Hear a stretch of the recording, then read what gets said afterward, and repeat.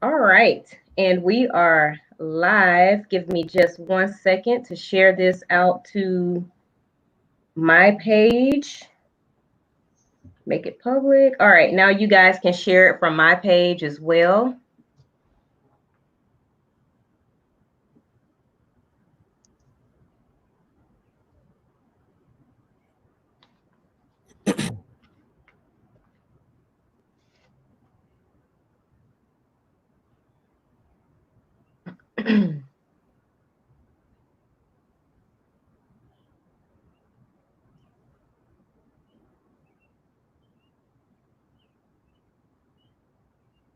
All right, and we have our comments on. So as you come into the room, I always say coming into the room. But as you come into the conversation, if you have questions or comments, please feel free to drop us some comments so that I can make sure that our guests are able to get to them. So welcome to our third installment on the topic of mental health, especially as it relates to the African American community. And so I'm your host, B Speaks, and I'm a licensed clinical social worker, licensed in Georgia, New York, and temporarily New Jersey. And the purpose of this platform is to bring the resources, the wisdom, and the encouragement to pursue your mental and emotional wellness, especially in the times that we're living in. And I am very fortunate to be sitting at the table with kings and queens who are knowledgeable, who are aware, and who have a passion for helping others to fulfill their purpose in life. And so I'm going to allow them to introduce themselves. We'll start with you, Josh, if you want to give us a brief introduction of who you are and what you do. That would be great.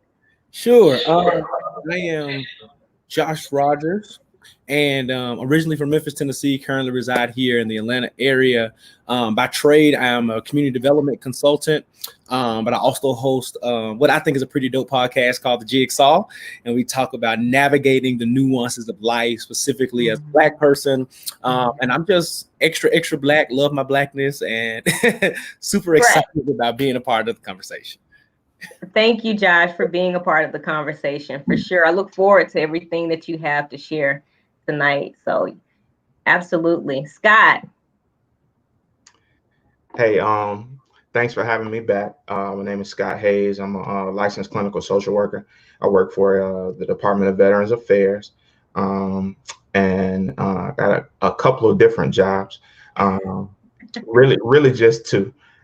So I do licensed clinical social work, of course, also a part-time baker, and as I always have, I'm a part-time militant Negro. So very rooted in my Blackness and the things that I would love to see my people grow into. It's my work. Very passionate about it, and I'm here to make sure that we grow and grow together. Yes, absolutely. Scott, let me tell you, anytime I have a function, Scott bakes my cakes for me. And, he usually talks a lot of trash, but he has my cake up to the job on time. So I don't complain. So thank you, Scott. Very thankful for you returning and being here to be a part of this important conversation for sure. Miss Erica, introduce yourself. Hello, my name is Erica Utley. I'm a licensed professional counselor. I am also an author, and more than anything, I am a human being. I love my Blackness, really do. And one of the things that I specialize in is trauma and overcoming trauma. And one of the biggest things that I've been seeing here lately is are my Black people coming to see me, and they just don't know what to do with all of what's going on as it relates to social injustice, racial injustices. So I am here for this conversation so that we can elevate as a people. So thank you, Brandy, for the opportunity, and I look forward to what tonight will bring. Thank you. Thank you for being a part of the conversation again. I was I started telling them earlier that last time we were on a live together, you brought props. to illustrate your point. And baby, I mean, it was everything. So do you have your props tonight? I do have my props, so I'll use them as I see fit. Okay, good, good. Let me tell you something. Well, I'll just let y'all see. So, okay, let's jump right in. Erica brought up a very good point about, her clients, they're coming to see her and they just don't know what to do with everything that is going on. And so it really is a lot to unpack. And so I wanted to start out by just getting your thoughts on just candidly where you are with unpacking, or what is helping you to unpack. And certainly it's not a finished work, but what is helping you to, even on a daily basis, unpack the layers of everything that we're dealing with. Any one of you. Okay. Well, I guess I'll go first. I think right now, the biggest thing that's hitting me is like, okay, Erica, you are a therapist, but like I just said earlier, like you are human and you are definitely impacted by all of this. Yeah. I am doing what I teach my clients all the time. I'm sitting in my feelings. I am allowing myself to really feel and deal with whatever's coming my way. I don't make apologies if I don't want to go out of the house on a certain day. Make apologies if I don't necessarily feel ready to be around certain types of people or whatever. I am just being honest in what it is that I feel. So I think that's the biggest thing that I've been doing during this time. Yeah. Yeah, that's good. That's good. Yes, for me, it's some of the same, but also trying not to get lost in what I consider hyper productivity. I think sometimes I try to mask emotions and my anxiety and just overperforming and being productive. And so taking real intentional spaces to rest and, like Erica said, to feel. And I think yesterday was one of the days I was in the bed till like noon. My wife was like, "What's wrong?" I was like, "Nothing. I just want to be here in this space, not watching the news, not being consumed with everything. It's my happy place." So definitely being very, like I said, intentional, but real and right with what I'm feeling and how I need to express it in that moment, however it is, but also giving all of those, especially my family and my two boys, grace to still need me, because I know that there's an emotional pool, especially my boys, that they have. So finding space to be dad and to be jovial, but taking intentional moments to just be with me and, and everything that I'm feeling. Wow. Wow. That's good. That's good. You have anything to add, Scott?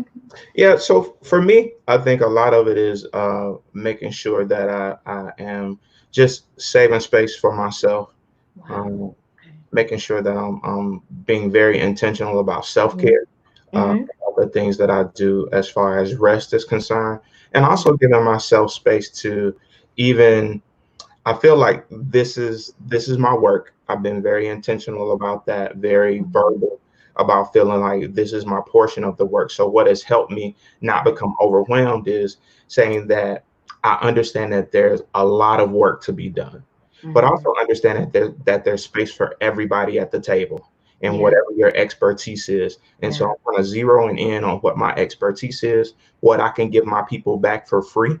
That doesn't cost me anything. It's what I enjoy, and also how I help my people to heal. But also, even in that space of doing that work, understanding that I owe myself my joy.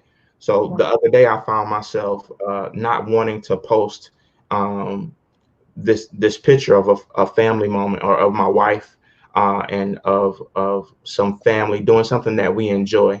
We went to an art stroll or something, my wife and I was like, man, how dare I be out here having this joy while my people are going through. But I think that we need all of that, and we got to help our people find balance and joy and understand that that's something that's been stolen from us, and we don't get to just be doom and despair all the time because we're going through. We are entitled to our joy. We absolutely deserve it, and I want us to help find our way back to our joy each and every day, because that's a part of of what Black privilege should be. You should Right. be entitled to have your joy and not Right. feel bad because you ain't posting every moment about the march or the protest, the Yeah. shootings and all that other stuff. So finding my work, but also finding my joy in the midst of. Yeah, that's good. That's good. Some of the comments that we have, Nilly says having an abundance mindset. Tibria says she's taking a lot of time away from social media and create a balanced place mentally, physically, and spiritually. Miss Hayes says, I owe myself joy. Love that. Very good. Michelle says we do deserve joy. And so I want to second everything that you guys said. For me, one of the things that I found myself doing was feeling like I always had to be doing something. And I think I was talking to another friend that's a social worker, and I said, I think that's a part of what made us social workers is because we felt like anytime there's like an injustice, we feel like we need to run to it and find solutions and be active and be on the front lines. And so I found myself becoming frustrated because I felt like I'm not doing enough. And even when I was doing something, I felt like, but this is nothing and it's small because there's still so much going on. And so, like you each have said, like I had to come back to the table because that will really drive you to a place of despair and hopelessness. And I found myself getting there and I had to say, you know what, Brandy, what can you offer? Nothing is too small at this point because there's still a way to go and everybody has a part to play and you have gifts and talents. Don't focus on what everybody else is doing or anything like that, but what can you specifically offer? Yeah. And so, these are all some very good points, man. We have to definitely be intentional, especially in this time. One of the other questions is, what mental and or emotional impact do you see that when we think about injustice and everything that's going on, and we know that it is something that it goes very deep. What are some very basic ways that you think that this has emotionally affected us? Has it arrested our development as a people? How has it affected our mindset, even ways that we may not know? What are your thoughts about that? Well, I would just say, and I've been thinking about this all week. I think it just shows up as us being inferior, feeling inferior, because we're not inferior, but feeling inferior. And it's showing up in places as far as where we work. Like that's a big one. And just this whole anxiety, of just not being sure. Some of us are hyper vigilant, meaning we want to make sure that we are okay at all points to the level of we can't even enjoy our lives anymore because we're just unsure. We're afraid. I think that it's showing up as depression for some of us, for a lot of us probably now, because we had, everything that's happening with, of course, racial injustices. And then on top of that, Corona, like that is a lot to take in at one time. So I just think it's showing up as anxiety and for a lot of people, depression. And it's big and it's very saddening because a lot of us have not been going to therapy. And so because it's been a stigma around going to therapy. So now it's like, oh my goodness, I haven't been doing my work. And so now it's really here. I got to do something.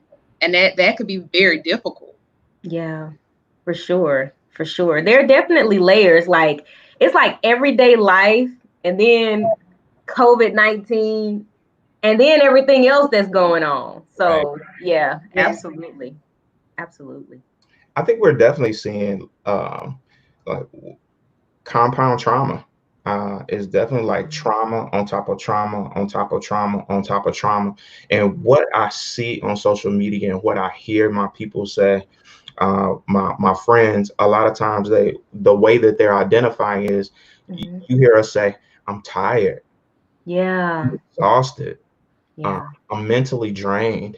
And I think we really are. And that's how it's showing up. And that's how you know that there is something going on where we all are registering all of these different like real-time traumas happening all at the same time.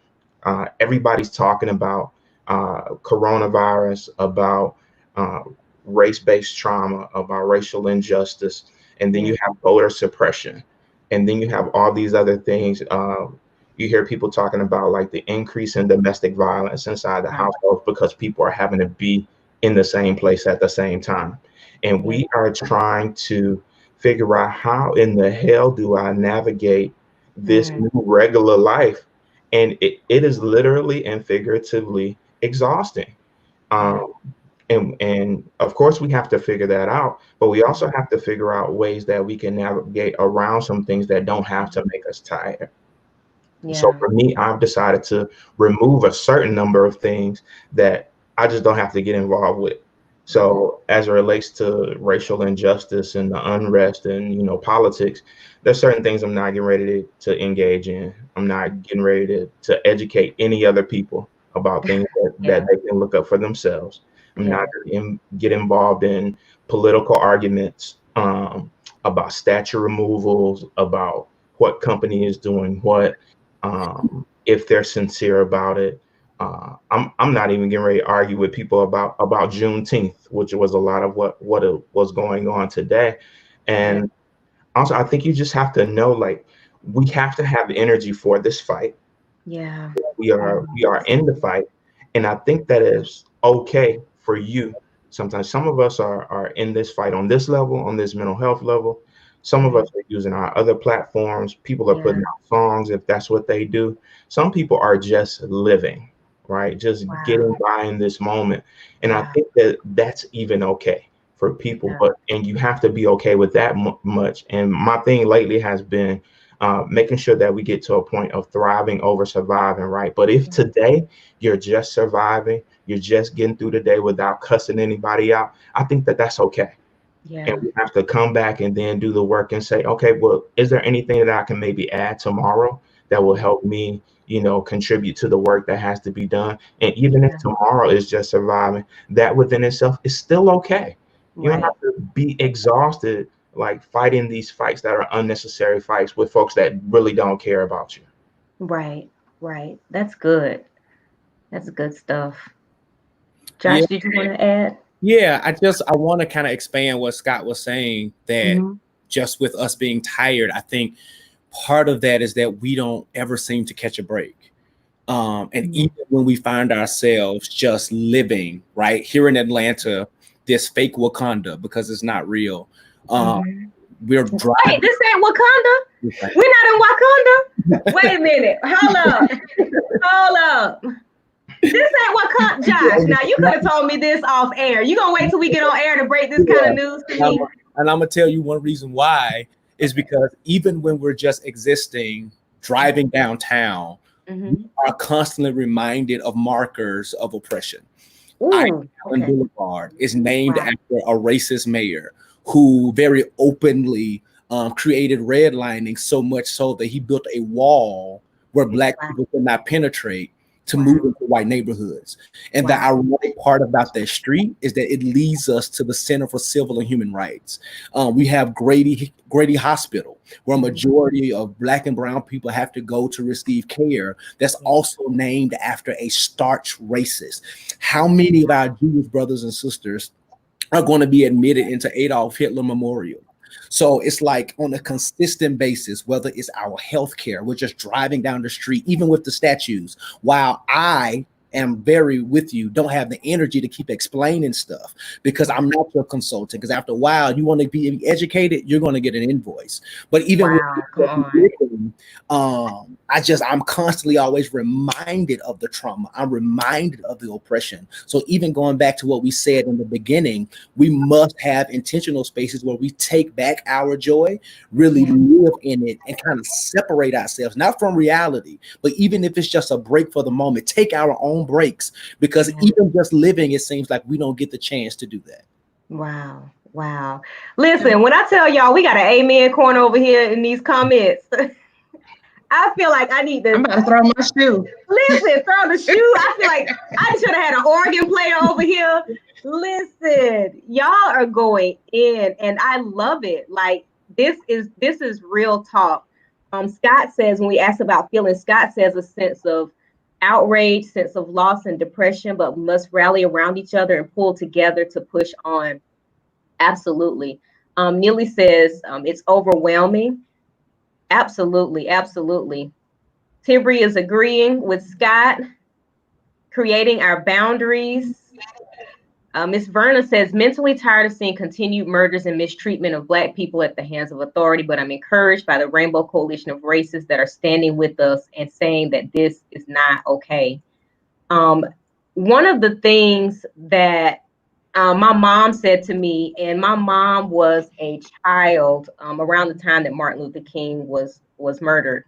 One of the things that she said to me, and I asked her, I said, well, how are you? So, I mean, she sees everything that's going on, but I feel like she also has a calmness about her. And she's like, Brandy, I've lived this. Like, I understand, like I've lived this. And there were two things she said to me. Number one, she said, I feel like you guys are in a better position because you have the world watching. We didn't have the world watching for us. Well, they may have been watching, but we didn't have people in other countries marching or protesting for us. So I think you should be grateful for that. And another thing she said to me, and I know it was so innocent, she said, we had a Martin Luther King, but where's the Martin Luther King of your generation? Who is truly leading the movement? Who is the voice that is driving and that's going to get you guys to where you need to be? And when she said that, it really made me think, like, is this a situation where we're gonna have somebody who's going to be that forerunner, or like you all have mentioned, are we all just called at this time to take our piece of the pie? And this is going to be a work that's going to require all of us. We're not going to have one person who's at the forefront. It's going to require everybody using their gifts and their talents and taking up whatever it is that they are supposed to, whatever their purpose is in this fight. We're all going to have to find that and put that forward to towards the movement. What do you guys think about that? I'll say that I totally agree. Go ahead. Go ahead. I'll say that what I really appreciate about the up and coming generation is that they're not waiting on any leader. Yes, they're jumping out here in these streets. They are really taking control, I think, of their destiny, and are really taking the torch and saying that, and understanding something that I think the generation that's us, like, right, late 30s, early 40s, looking for this leader, and they are saying we don't need one. And then I think they're, in a sense, to me, are coming back and grabbing us and saying, hey, y'all, come on. Like, we have exactly what we need in order to do this work. And the thing now is the revolution absolutely will be televised. Listen. When I tell you, I do a little praise dance every time one of these folks lose their job because they out here acting a fool. And when I tell you, Black Twitter will jump on you and post where you work, right? Email your boss. Listen. The end of the workday, we will have information on whether or not you have retained employment, if you've been suspended. And this is what I mean when I say we all have our place in this work, and there's room for a seat at the table. I think some of the old school thinking kept us believing that we needed one leader, we needed one single Black agenda, we needed one set of rules for everybody to go by, and we were all waiting for all Black people to agree on this one thing. And what we're understanding now is everybody has their expertise. Everybody has their part in this work. If you do finances, then help Black folks learn how to get loans. If you do therapy, then offer up some of your services pro bono, or offer your services to Black people. Do forums like this, right? Go into schools. Friends that I have that do Black art, they use their buildings and their forums to bring kids in to teach them about art. All of these things will help us get to where we need to go. And it's not one way. There is no single Black agenda. We have to look at all of those things and say, where is my work in this? And let me jump in and do my thing. If I don't want to go out and protest, then I'm gonna donate to some bail funds. Right, because I'm not getting out there in the streets. Know what you can do. Jump in and do that work, and start waiting on where our leader at. Where is this person going to emerge from? It is you. Inside of us, right? Right. On the inside of us. Yeah, absolutely. Erica, did you want to? I agree with that. Yeah, I was just gonna say I think it's important that kind of like Scott said, we kind of figure out what our lane is and go from there. But I think it's important, and this is something for us within our community. Like we have to be willing to share, you know, we have to be willing to be open to share whatever our gifts are, our talents are, without this expectation of, well, you know, I need to be paid for this, and I need to do this, and I need to do that. Like you are gifted to do a certain thing. You are gifted to help bring about change. Be okay with using it. But sometimes we within ourselves, we operate in a crab in a bucket mentality, which is huge. And it kind of limits us coming together and sharing our gifts to promote this particular change. I just think that we gotta be okay with sharing and knowing that there is enough for every one of us. Right. Erica, that's it's interesting you said that, because I was listening to a podcast maybe a week and a half ago, and one of the leaders of Black Lives Matter was talking about the Ferguson protest. And she was really just explaining how everybody won't be on the front line. Everybody won't be the voice of even those organizations. But there are people who can, to Scott's point, who are gifted in finances, who are just good researchers and policymakers, and, you know, can be on the back line. And one of the greatest stories they talked about was this older lady who cooked them dinner every single night and gave them lunch, because one, she realized, like, y'all can't be running from the cops with all this processed food, this McDonald's and stuff. Y'all need some good nourishment. Yeah, right.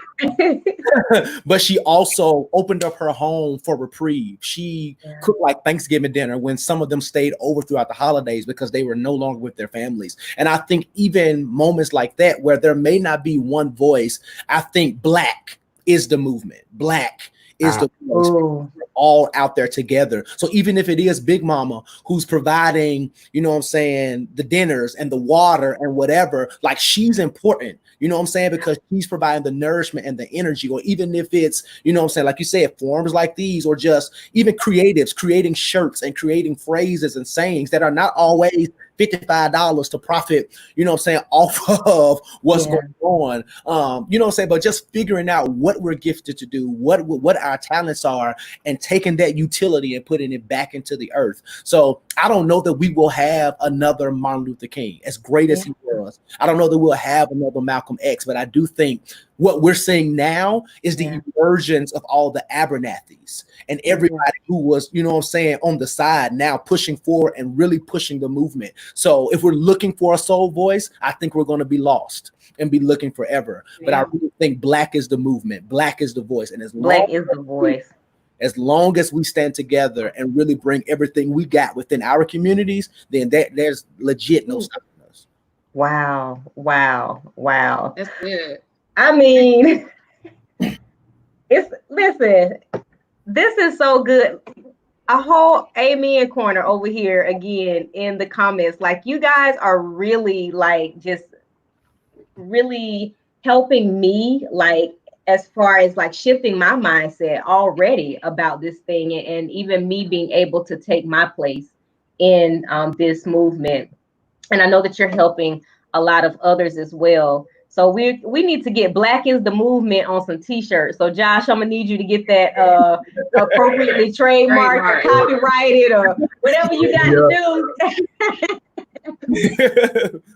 So we're gonna need you to work on that. We'll work on that. So let's dive into, when we talk about trauma, I feel like trauma is a word that has been so heavily used, especially as we've awakened to mental health and mental health awareness. And so one of the things that, you know, I tell my clients is that trauma is something that is very specific to an individual. There is no right or wrong when it comes to it. You know, what may be traumatic for one person may not be traumatic for another person.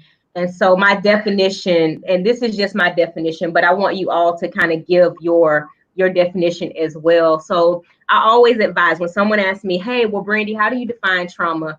I say trauma is anytime you experience any type of situation or challenge in which the situation or challenge exceeds your ability to cope. So whatever is your coping mechanism, your ability to just deal and to stay at a fairly mental and emotional, at a mentally and emotionally well place, when sometimes you can experience something that just simply exceeds your ability to cope. You just don't have it. You're not able to.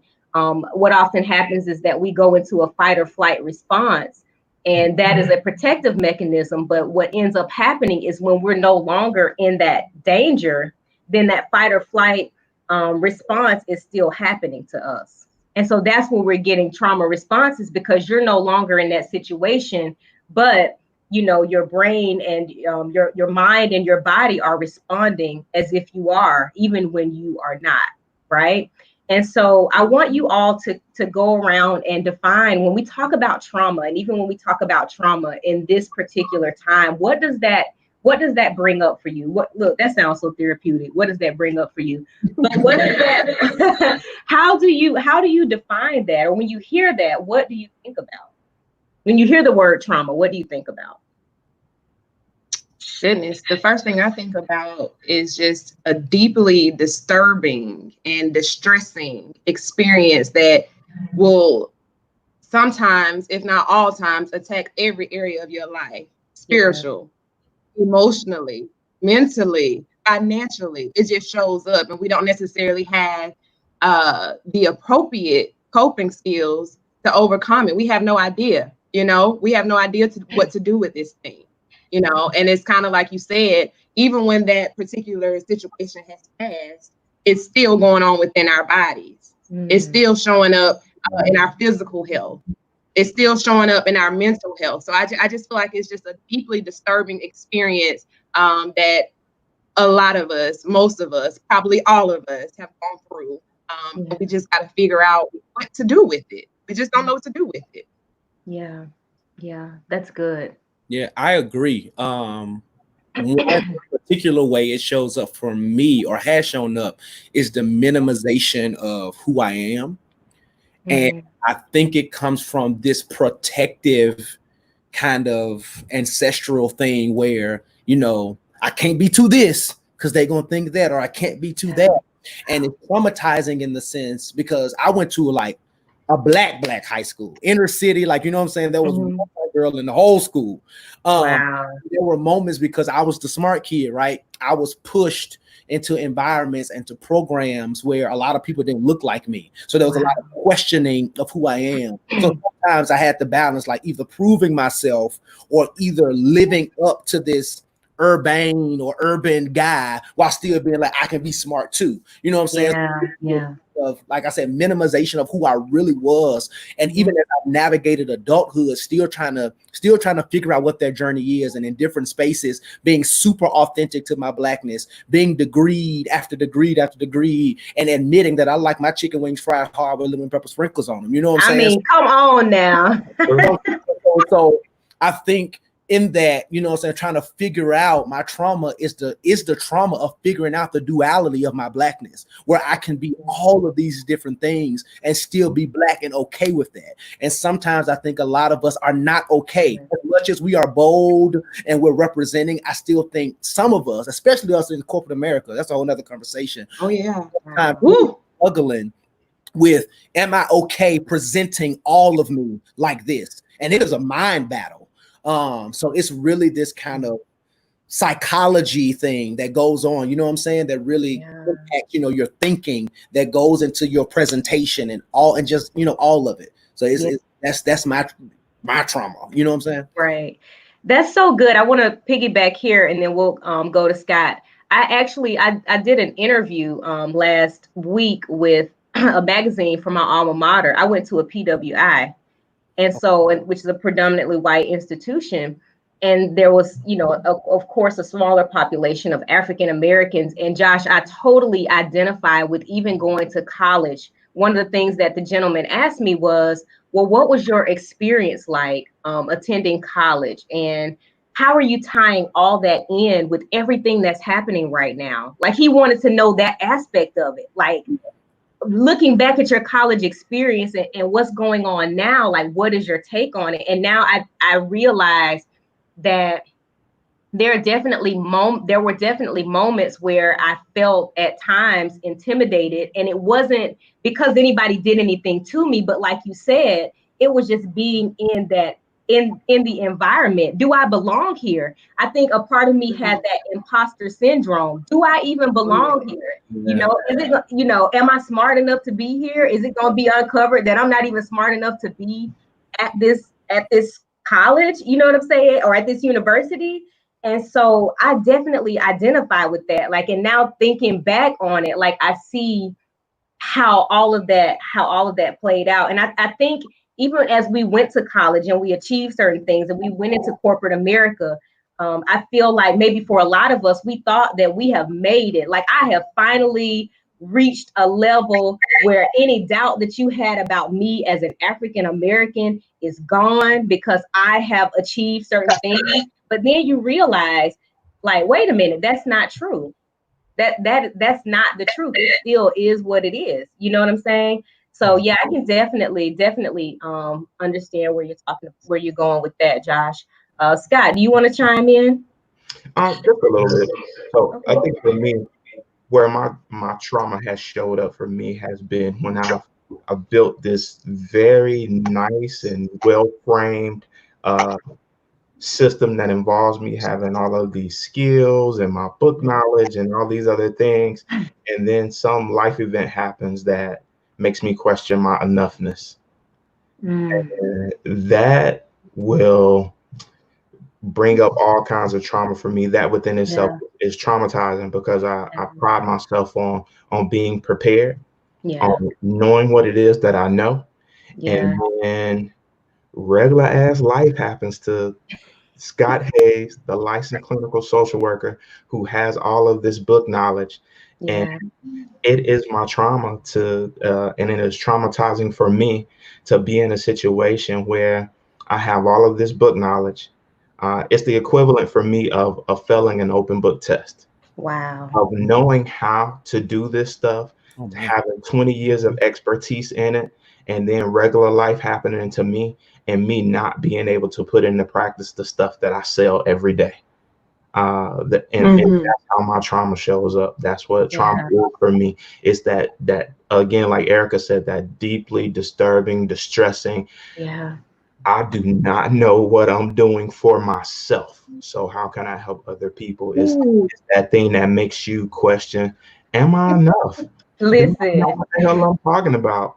Am I truly an imposter here? Right. Listen, that imposter syndrome is something else. It's real. It is.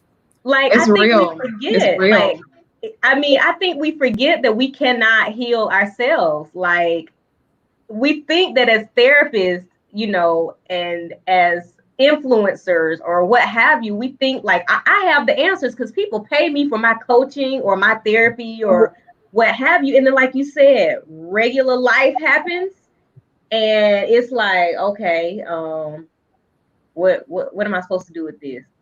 You know? So yeah, that I totally agree with that. Yeah, man, it's real. That's real. That's so real, even from a faith-based perspective, right? Because I'm a preacher, but even in all of this, I've struggled really, like, God, where are you? You know what I'm saying? Where are you at, bro?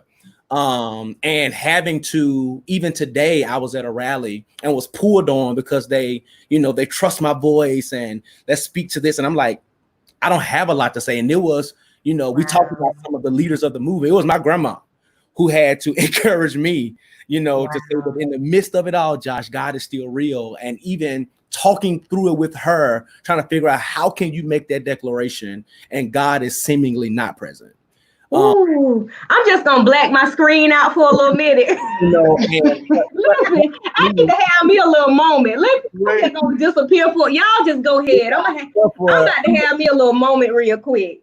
Go ahead, Josh. Go ahead. Legit, after processing with her, what I gathered from the conversation was that just because he's silent does not mean that he's not sovereign. So Right. finding ways to really activate my faith. So like to Scott Yeah. says, I can have all the scriptures in the world, but right now, this is the manifestation of it. This is the tangible part of it. This, like, I have the resources, you know what I'm saying? Yeah. Now, Yeah. how can I implore them outside of, you know what I'm saying, an encouraging Facebook post or talking to a friend through something? How can Josh be encouraged? How can I be David and encourage myself, right? In this, Yeah. it seems like these scriptures ain't working, God. What you taught me ain't working. What I've learned all these years in church is not working. But stepping out, literally just taking the faith that I have, that unseen thing, and putting it out there and be like, you know what? All I got is the water to walk on. I'm gonna walk on it because that's all I got left. That's all I got. Karma has left me with nothing else but faith. So all I got to do right now is believe. That's it. That's it. Listen, Miss Hayes says she has gone into a Holy Ghost dance over here. I mean, this is for real. Natasha said, trauma, it to me is dealing with something that has happened to you that you try to suppress, but if it is not treated, it can affect you in so many areas of your life. So absolutely, absolutely. Yesenia says, then there's the complexity of returning to my hometown and having to justify my growth, and people say you're acting white. Now that right there in itself, that is a whole conversation, Verna says, trauma makes you hypersensitive and question what you previously believed to be fact. I want to throw this in there. Hakeem says, even when we overachieve, that trauma still exists. Absolutely. Absolutely. Hey, Vernique. Vernique said, first of all, shout out. She said, I've never met a male LCSW, so that's dope. Vernique says, yes, we must lean into his sovereignty. He is alive and active even now. And she says, just reiterating what Josh said about trauma leaving us with nothing but faith. And kind of piggybacking off of that subject of trauma, one of the terms that we've heard often is the term of gaslighting. And I think it's so relevant because gaslighting is literally, it's a term from a movie. I think the movie was produced in the 1960s where it was a husband and a wife, and the husband literally tried to drive the woman crazy. Like tried to drive her insane. Like he would literally, like the lights would be flickering and she would be like, the lights are flickering. He'd be like, no, they're not. What are you talking about? Like literally causing her to question what she was seeing with her own eyes.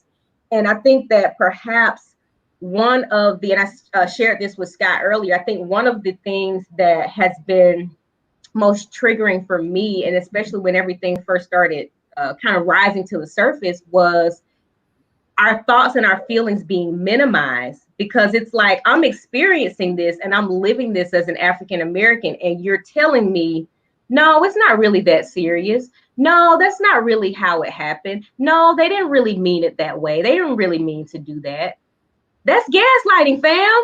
Like we are experiencing this and we're seeing things with our own eyes. And I think for me, when we talk about like things being traumatic, I think for me in the beginning, that was what affected me the most, was having the experience and what we are seeing on national television being played down or being explained away as if it's nothing, when my mind and my body are sending off all types of alarms and telling me that there is something that is very, very wrong.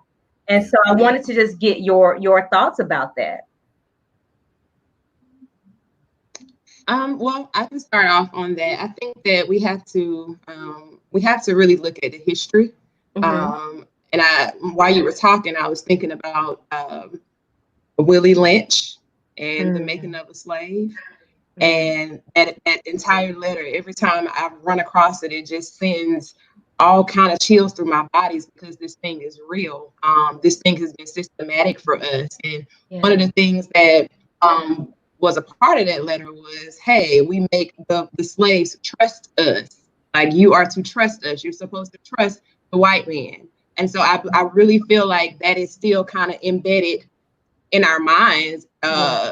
Maybe aside from us radicals, people that are deciding to speak out and say, you know what, I do feel this and this is real, but for some of us, it's kind of like, well, maybe they're right. maybe it's not that bad. And I just feel like we've got to really look at where the start of this stuff came from.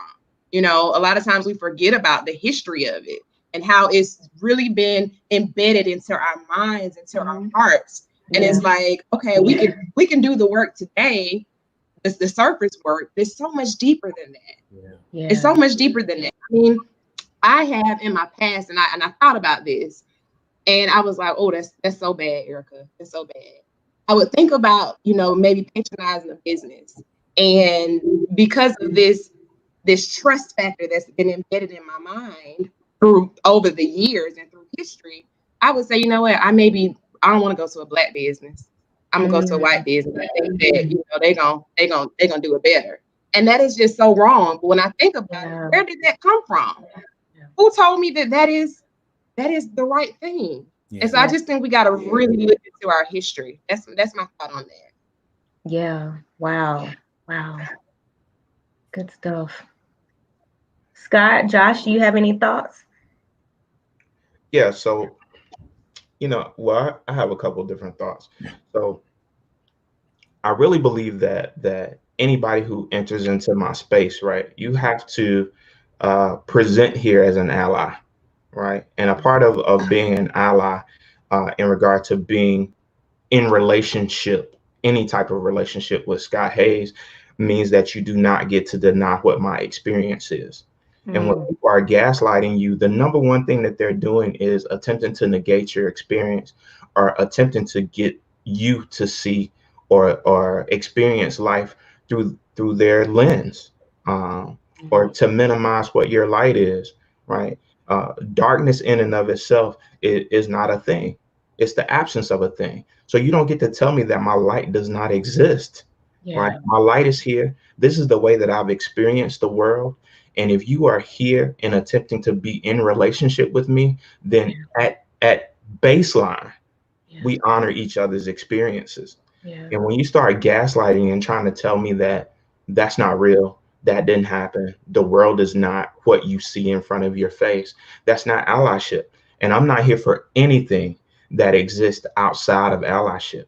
If you're here in order to help make a contribution here rather than a withdrawal, because I don't do people who just withdraw, right? So I'm not here to educate you. If you're here and you're presenting as an ally and you want to know what my experience is so that you can honor it and so that we can be in a relationship that exists within the realm of mutual respect and everything that involves unconditional positive regard, then we can be in relationship. If you're presenting outside of that realm, then we cannot be in relationship. There is no room for allyship. There's no room for friendship, and that ship has sailed. Is over with.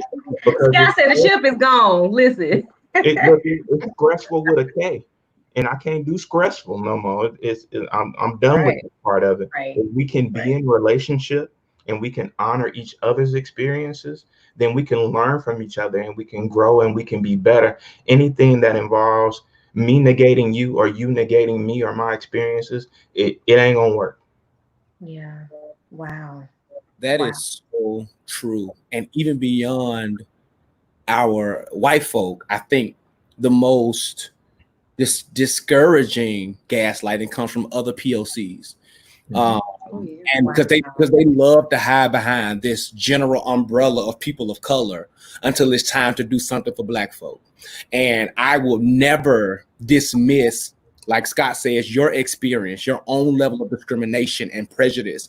But what we must be real about is that my Black experience is still very, very, very different than yours. So if you come in my face talking about, well, man, people of color, no. Black folk got it this way. Black folk got it that way. And you need to be able to understand that while we all POCs, I intentionally say I'm a Black person because I understand that my presentation and my experience is very different. So wow. And I guess the sad part is that I've come to expect it from white people.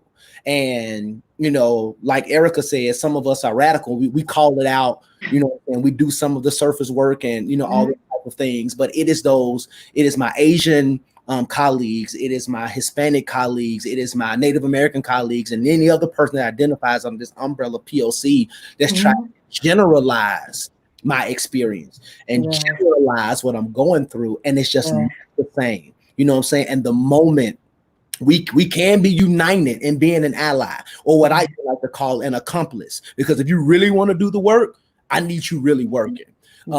But also understand the differentiation between this general POC thing and me being black, me being a black man, a black husband, a black father for black women and black mothers. You know what I'm saying? Experience is different, and it's not until you recognize that. You know, I don't need you to live it because you can't live it, but recognize and respect it. Yeah, absolutely. Absolutely. Oh, good stuff. I'm going to the comments, y'all. Natasha says it is trying to control, going back to gaslighting, is trying to control a person's mind, and we must never let anyone gain control of our minds. When they have our minds, they have taken full control of us. Absolutely. Vernique said, I think she was piggybacking off of Scott, setting boundaries and keeping those boundaries. And we talked about having unconditional positive regard. Institutions and politicians have weaponized data and statistics, using it for gaslighting. Listen, we're not even going to talk about the statistics that we ain't even. Yes, ma'am. You have hit the nail on the head. That's another conversation. Let's see here. Yes, absolutely. That part. Facts. Yes. So I wanted, as you guys were talking, I thought about an experience that I had when I was in college. I went for a job interview, and I remember I interviewed for the job, and it was an African-American woman who interviewed me.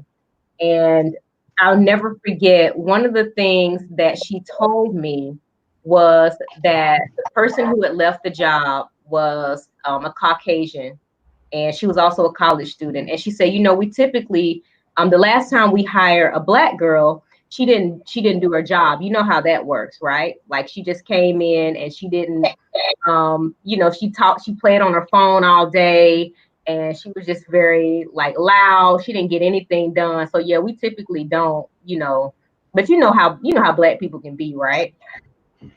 And I went, and on the drive home, I was like, that is so disturbing that she felt okay telling me that. And then it was even more disturbing that I did not have the courage to tell her that that was wrong. That I sat there and I felt like, because she was in somewhat of a position of authority, because she was interviewing me, right?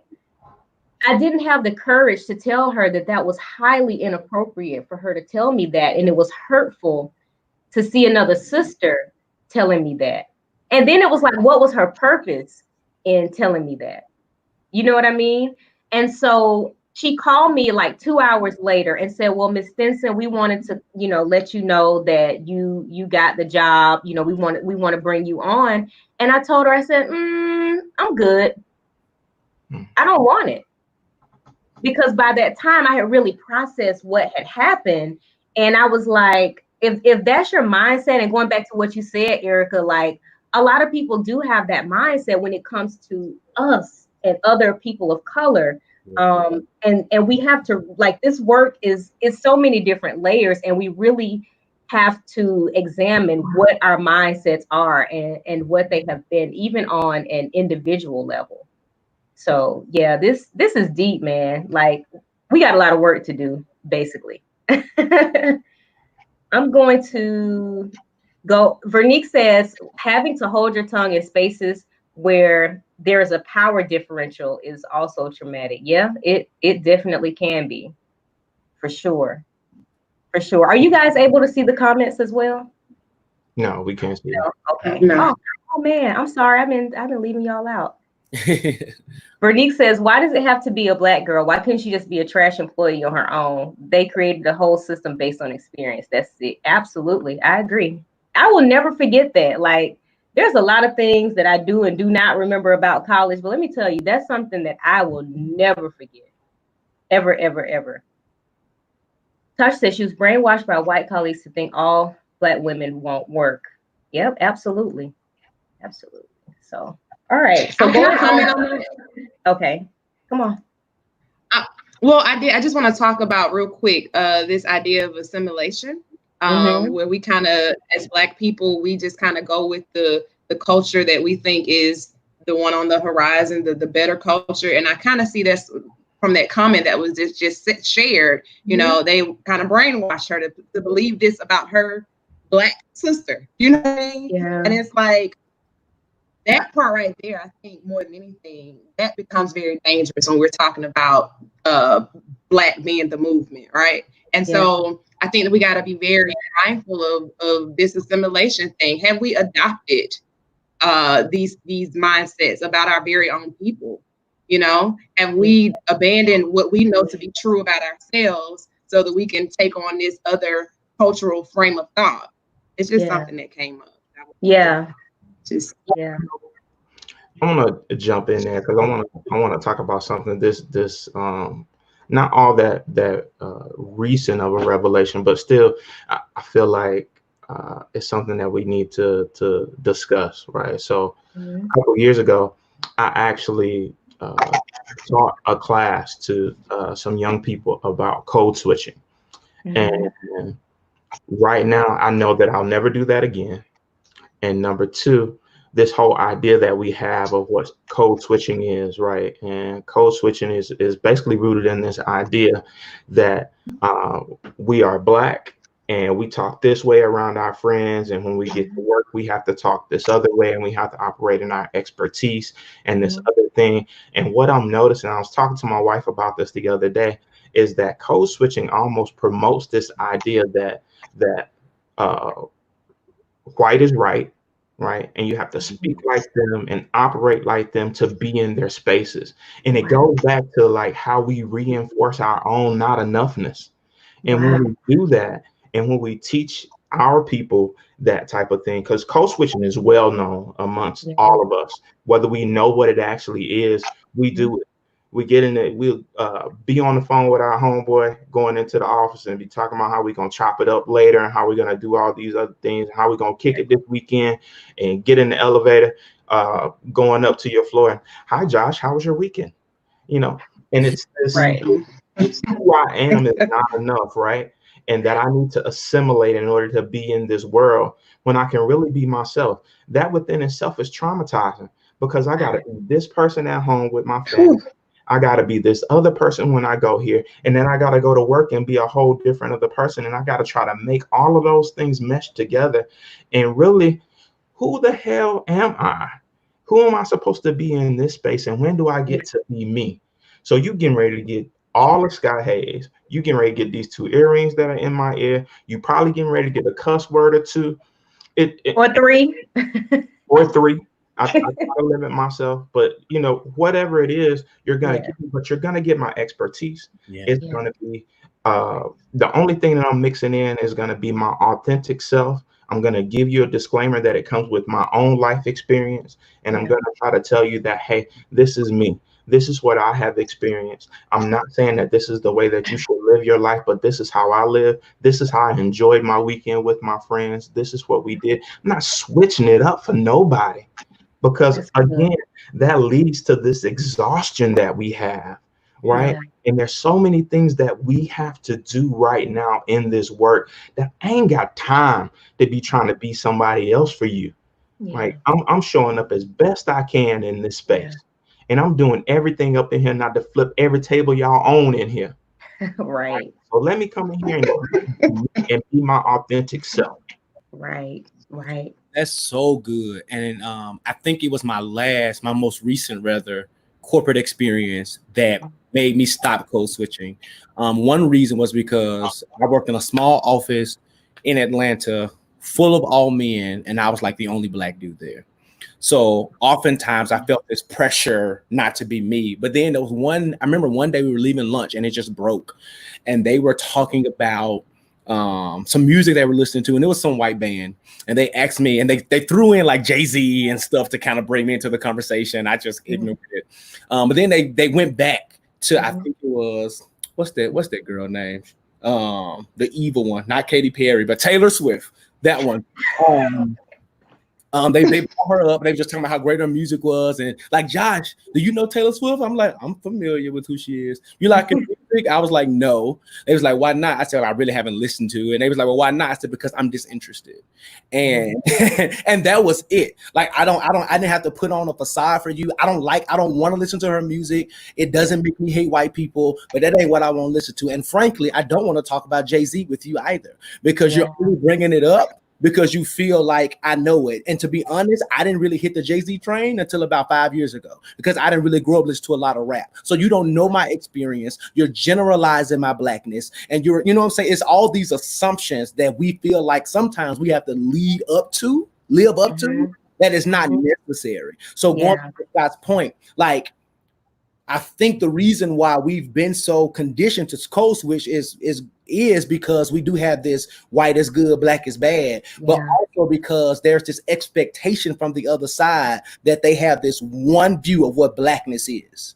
And blackness is so vast and it's so diverse, and that's the beauty of it. That, you know what I'm saying, I could be the one who loved the mumble rap from Future and still appreciate my brother who want to say F the cops and shoot him in the chest with Ice Cube and them. You know what I'm saying? Like, I don't have to be this one version of black, but whatever version you get, you better be dang on sure it's gonna be me. So that means I want watermelon in my desk for breakfast, you're gonna get this watermelon with some salt sprinkled on top. You know what I'm saying? Like, whatever it is, like, I'm not buying into your stereotypes. I'm not, buying into any of those kind of things. I'm going to be authentically me, because this is how I choose to live my life, and that is okay.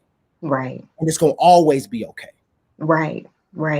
And I think that's the beauty of this experience, is that we are really starting to not only realize our identity, but really step even more confidently in it, and really be proud of who we are. Like, that's the beauty of it. Like, the struggle is real, but I think that it's so beautiful that we're really starting to come into our own. And, even though I don't like the fact that it's taken all of this, I do think I'm grateful for the parts of it that is strengthening our identity. Like you said, Josh, like, you're going to get me, fam, with watermelon with the salt sprinkled on the top. Okay. Like, whatever that is, you gonna get all of who I am, and I'm not code switching and trying to be and look like anybody else except for me in my fullness. So, absolutely. So this question, and we have about 2 more questions. How has race-based trauma impacted how we deal even in our relationships? How does that play out in how we deal, whether it's romantic relationships or platonic relationships, our professional relationships? How does that play out in our mindsets as we're engaging with other people even?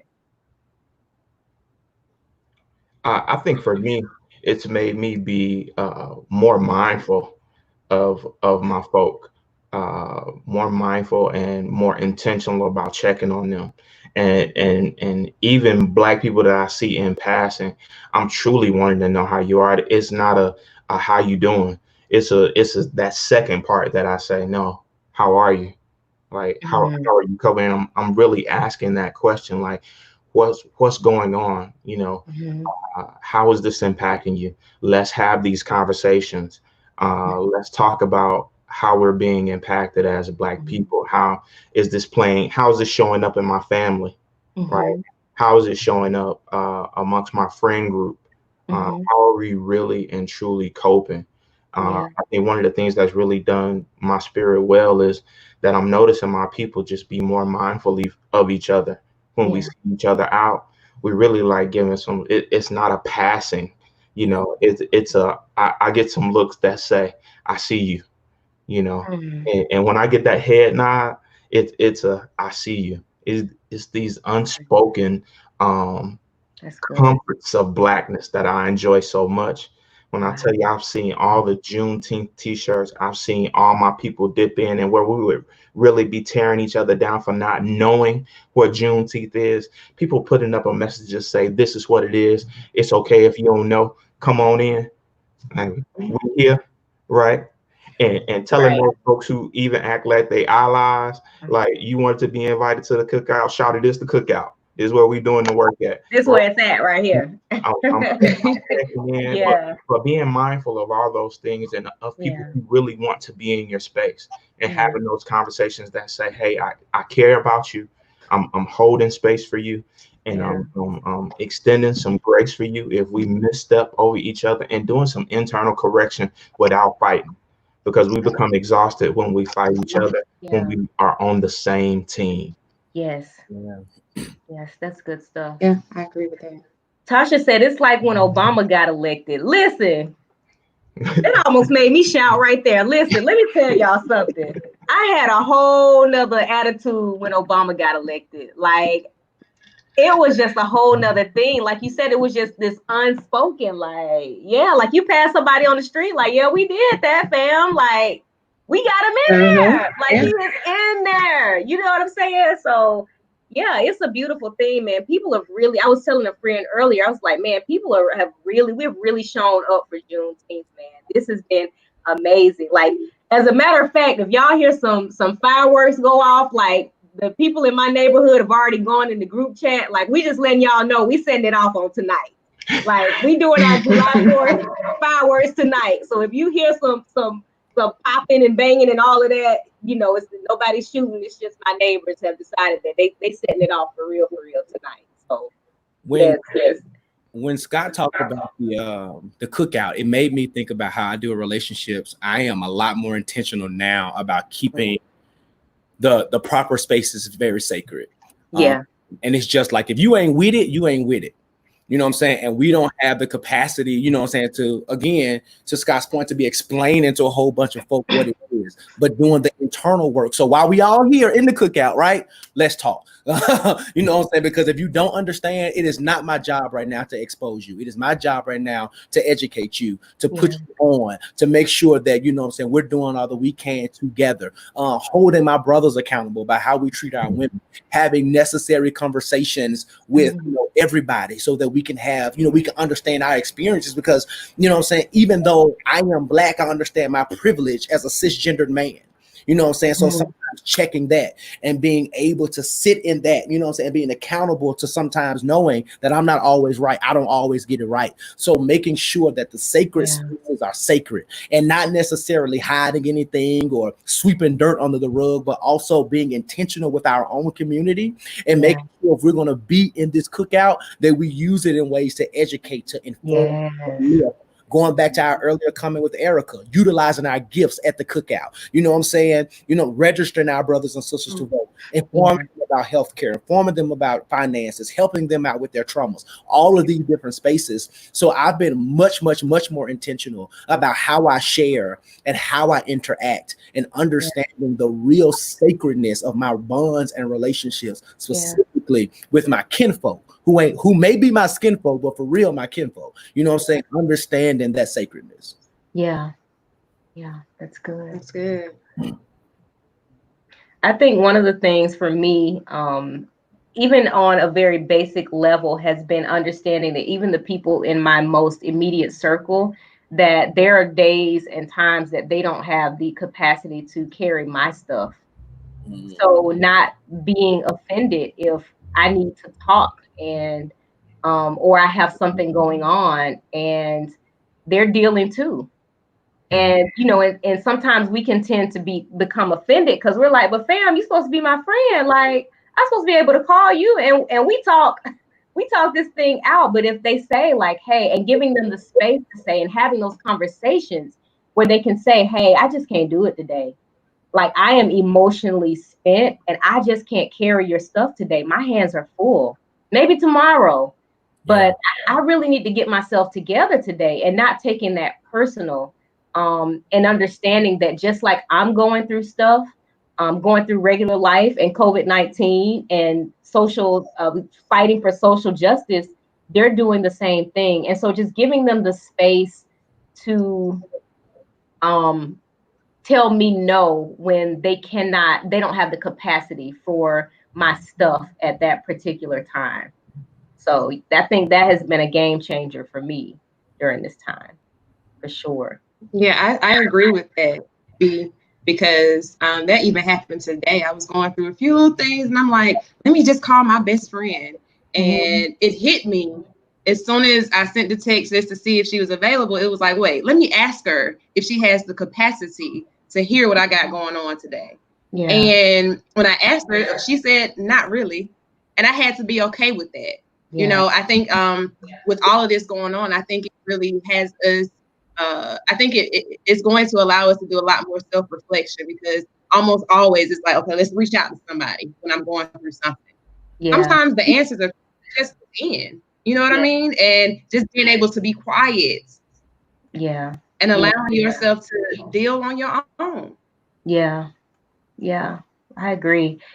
Yeah, it's definitely a learning experience. And I think especially because we are talking and pouring out all day long in our sessions with clients, whether it's coaching, therapy, or what have you. And so having that space, to allowing others that space to deal. And also, like you said, sometimes we do need to be by ourselves. We don't want to because we don't like it. But sometimes we really do need to be by ourselves and really process, like, or get in touch with where we are mentally and emotionally with everything that's happening. Yeah. So good stuff. Good stuff.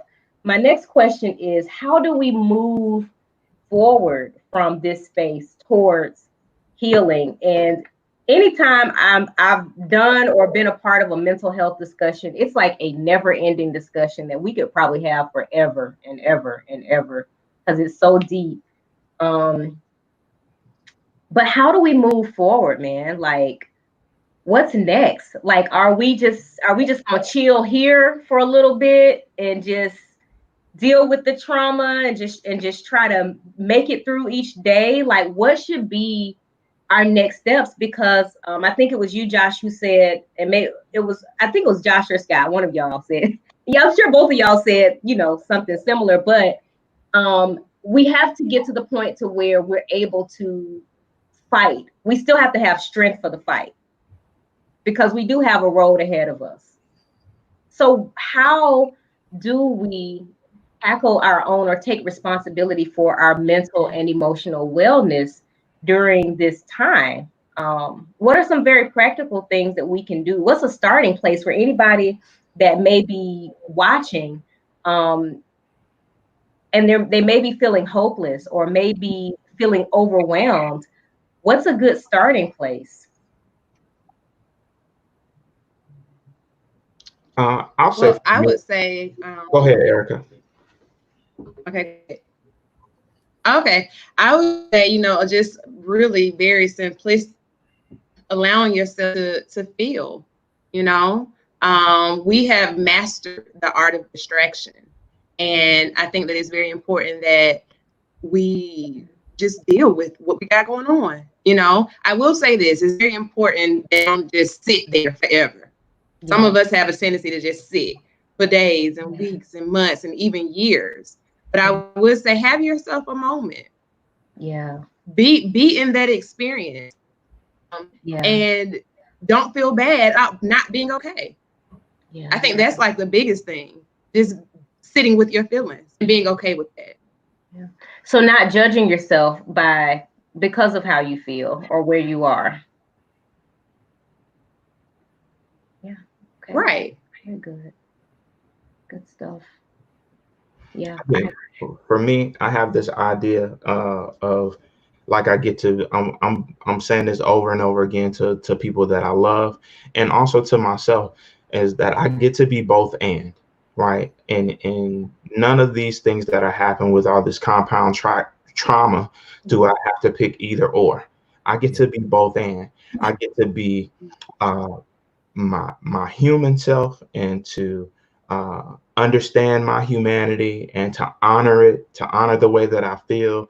If it's pissed off, if it's I feel traumatized by seeing another person killed on TV, another black man, another black woman, I get to be that, sit with that for a minute, and also come back and maybe apply my knowledge and my skills to it. But in the moment, I get to be just what I am. I get to be hurt. I get to be upset. I get to have the tears that come as a result of just my humanity, right? I get to do both of those things.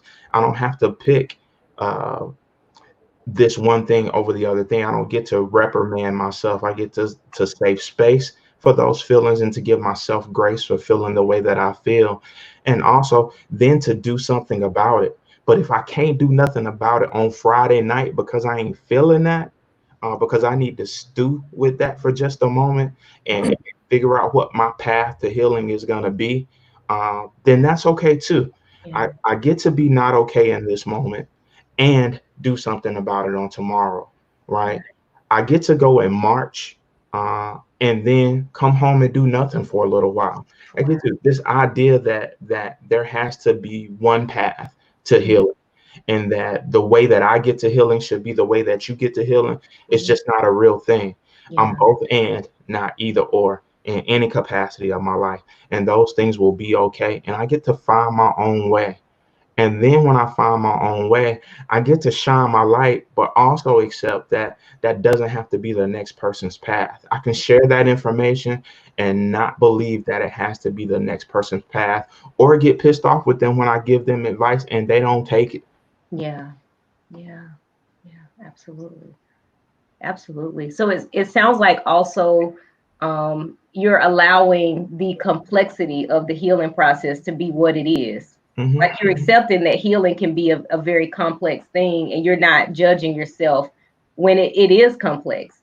There are layers to it. Mhm. Not judging myself and not judging anybody else. And I think that's the part that we have of giving grace to other folks as well, right? This, it ain't your path. You're not learning at the same rate that I'm learning. You're not understanding at the same rate that I'm understanding. And I don't know what else that you got going on that has caused you to be in this space. There have been several moments where I've been talking to my wife and I thought I had it together, and I just started crying, just started weeping for the loss of joy and the loss of just being able to be on easy street. Nobody can decide for you when it's time for you to look up a resource, to call your therapist. It's all about what your boundaries are and what your threshold is for when you need to, dial in, when I need to access a lifeline. Yeah. So that same grace that I have for you, I'm going to get to myself. That same grace that I have to myself, I need to extend to other people. Right. Absolutely. That's good stuff. Very good stuff. Josh, did you want to add?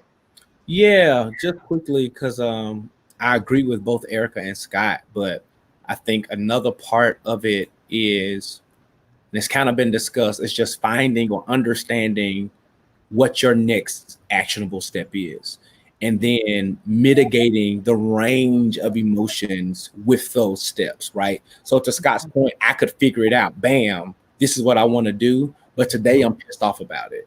And then understanding, what do I do with this pistivity, right? Do I go out and still act and maybe not be as effective, or do I sit back in that, try to figure out what this anger is, or not figure it out, you know what I'm saying? But just however I want to mitigate it, however I want to process it, because the next day could be better. Because the week of George Floyd, with everything that I got going on, it was a terrible week. I got much of nothing done productivity wise, except stuff that had a clear deadline. But the next week was really good. You know what I'm saying? The burden on my back to make moves and to make actions and to think about advocacy did not leave, but it felt a little lighter the next week. You know, so finding pockets of strength and finding pockets of vulnerability and living in them, being okay. I think that's a thing, being okay with that feeling, but also never forgetting what the step is. You know what I'm saying? Not minimizing what that step is for you. Because it's not big and flashy like the next person does not mean that it won't be as impactful.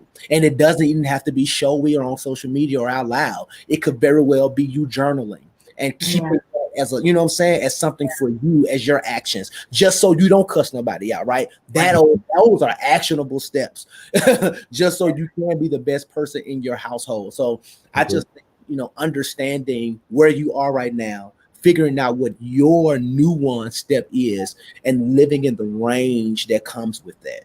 Yeah. I agree. Just to piggyback quickly on that, with not judging myself, giving myself grace, acknowledging moments when I'm not okay, and being okay with not being okay. And another thing is acknowledging the moments that I do have, like you said, those pockets of joy, the times that I may be talking to a friend and they say something and I have a deep belly laugh that I haven't had in 2 weeks, I'm sorry, and really allowing myself to feel that moment and not feeling guilty for having that moment of joy with so many different things going on. And like you said, um, thinking about and praying about what is my next step. And there is a range of emotions that come with this. Even doing something like this, the very first time that I did this actual live, and Pastor Broderick was on, I remember telling him, like, I am terrified to do this. And he was like, why? And I'm like, because I know that this is my purpose, but I've never done this before.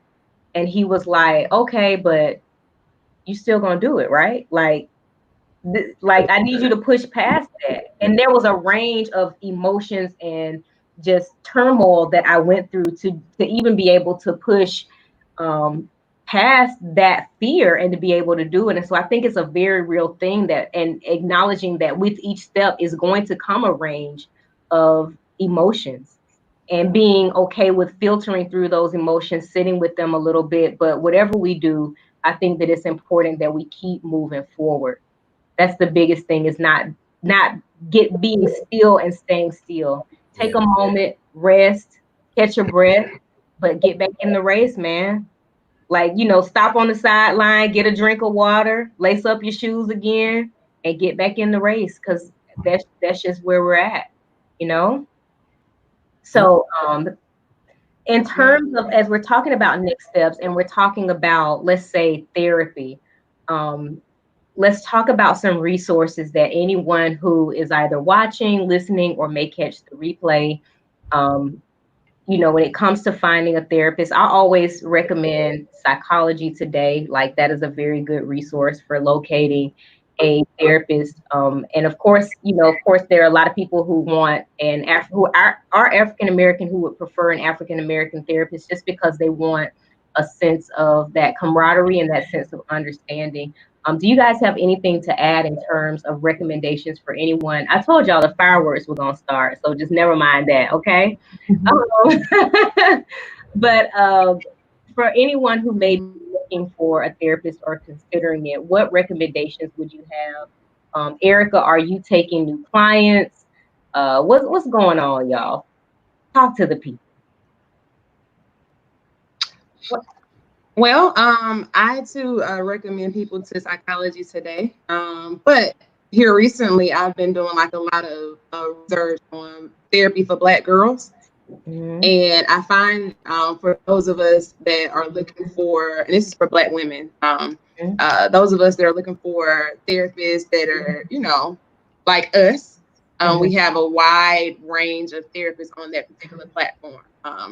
And of course, I am taking clients. I'm still doing things via telehealth until further notice. But if you do not have a therapist during this time, I would definitely encourage you to do so. Go find one. Go and find someone that, is going to be unbiased. Someone that could help you create a safe space to dump off what you need to dump off. And I'm going to say this to those of us that, believe in a higher power, and some of us go to church and things like that. I think that that's great. I think that prayer is amazing, but I think that we also have to put footwork in there. It doesn't just stop there. And that is just something that I've heard throughout my life. Well, girl, we just don't pray about it. It will get better. But you got to put some work in there. God has strategically put people within the earth to help you. So don't be afraid to reach out for therapy. Yeah. So a funny thing, I actually found my therapist on Therapy for Black Girls, because I wanted a Black woman therapist. So I was like, what better resource to go? So brothers, if you're looking for that, like I was looking for that, then it's for the ladies. But if that's what you're looking for, it's easy to find a Black woman there. But another resource that I found recently is the Henry Health app. And it helps connect other Black men with Black male therapists and just Black therapists. So you can find them on Instagram. I think it's just Henry Health or Henry Health app. You can, when you search it, it'll come up. But that's definitely a way for you to find other brothers who look like us, who can help you process and work through what you're going through. And then because we're in all this Corona and all these other different type of things, Talkspace I have some friends who use it. I've never used it personally, but I've heard that it's really great, and you have the option to, you know, pick what type of therapist that you want, and based on the different tiers of plans, you can text at any time and call and all these different types of things. And it's just seems to be really resourceful right now if you don't have the capacity to go out and, you know, do the footwork and find somebody and all that different kind of stuff. So those are some of the resources I would definitely suggest. Yeah, I was looking at Talkspace as well, and also just Blavity.com. They have some resources for Black men being able to find therapists. You can also just Google therapy for Black men. That's helpful. Don't discount those things, but also as a resource, what I've been doing is make sure that I follow just some like IG pages that are encouraging. One of my friends has a great IG page just called Black Men Smile. And it's just at Black Men Smile. And it's just brothers like living their life with their children, with their families, and those positive images, being sure that we pour those types of images into ourselves. And I have several other pages that I follow as well. One is called Black Men Heal. There's Black Men Feel. All of those things that are encouraging to me, that let me or remind me that like I'm not an anomaly, right? It's Black men out here living and thriving and taking care of our families and doing what we need to do to take care of ourselves as well, and being the best that we can be, and not just so we can get so caught up sometimes in like especially as mental health workers and doing this type of work in what the problems are, that we have to often remind ourselves and in general as a people that there are other things going on that we need to see. We need to see these positive images of ourselves, right? Absolutely. I've tried to put as many of these resources down here on the ticker tape. But if you're watching, you can just kind of rewind back and catch some of those other Instagram pages that were listed. And so I agree with everything that has already been mentioned as well. Therapy for Black girls, therapy for Black men. The resources are there. Like when people say, "Oh, you know, there are not a lot of Black therapists," yes, there are. We're out here, fam. Like we here. So we out here. We out here, fam. So I just want to encourage you to, you know, if you've been kind of on the edge of whether or not you should talk to someone, it doesn't have to be an extreme situation to reach out and talk to someone.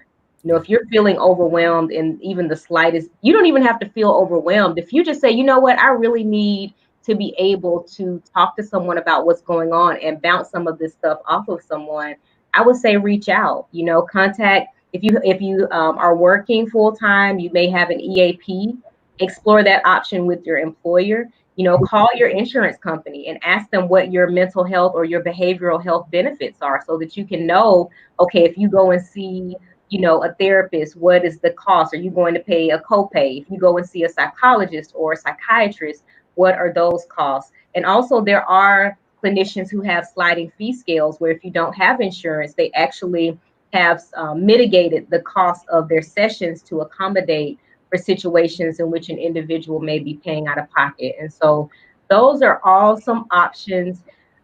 Thank you to each and every one of you. Josh, Scott, Erica, thank you guys for taking time out of your Friday night on Juneteenth when you could be firing up the grill and outside like my neighbors pop, you know, doing all the fireworks display and all of that. Thank you so much for being a part of this. Josh was a part of a whole protest earlier, y'all, and he came and jumped right on. So, I mean, he been in the streets, y'all. He been on the front line. So I appreciate it so much. Guys, how can they follow you if they want to follow any of your social media pages or your podcast or anything of that nature? Any one of you? Well, you guys can find me on you can find me on my website. It's www.smileologycounseling.com. That's SMILEOLO counseling.com. I'm also on Facebook, Erica Utley, Katley. And then on IG, it's Smilology Counseling. I just want to say thank you, B, again for this. This was an amazing cookout, quote unquote. It was amazing, and I can go to bed. I can go to bed feeling like I had an amazing Juneteenth. So thank you so much. Thank you for being a part, Erica. I appreciate you. Sure. So for me, I am just Scott A. Hayes on Facebook, and on Instagram, I am Scott Hayes _LCSW. Scott Hayes. Wait.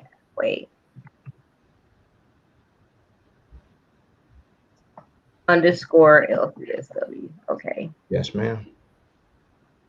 And it's been a pleasure, man. It's an awesome panel. I appreciate it. Thank you, Scott, for being a part again. This was awesome. I mean, come through, wife. Listen, Miss Hayes she got it in the comments. Thank you. Listen, she is so bomb.com, y'all. Like, for real. Scott and his wife are like, they need to start a whole blog out here because their adventures and like touring like art galleries and just Black-owned businesses and documenting that. Like, I watch their stuff and I'm like, I'm gonna go. Like, as a matter of fact, I went to Slim and Husky's to get pizza because of y'all. So yeah, like, it's so dope, man. So dope. It's on the way. Do what? It's on the way. It's on the way. Hey, let me know. Keep me posted, man. All right, Mr. Josh, how can they follow you? Yeah, I'm on Facebook with Joshua J. Rogers. That's Rogers with a D. And then Instagram at I am Josh Rogers. And then for the podcast, I'm on Instagram as well at the Jigsaw Podcast. And on there, you can figure out how to listen, how to follow. I also have a website, IamJoshRogers.com. So if you just want to keep up, sign up for emails and stuff like that, it's all there. But this has been absolutely amazing. A good way to cap off my Juneteenth, because it has been a day, but I am committed to doing the work and, like we said, impacting the cookout. So I loved it. And thank you for introducing me to two amazing people. Yeah, this was good. This was really good. It was a pleasure. Thank you, Josh, for being a part as well. I appreciate you. So, guys, listen, their information is in the comments.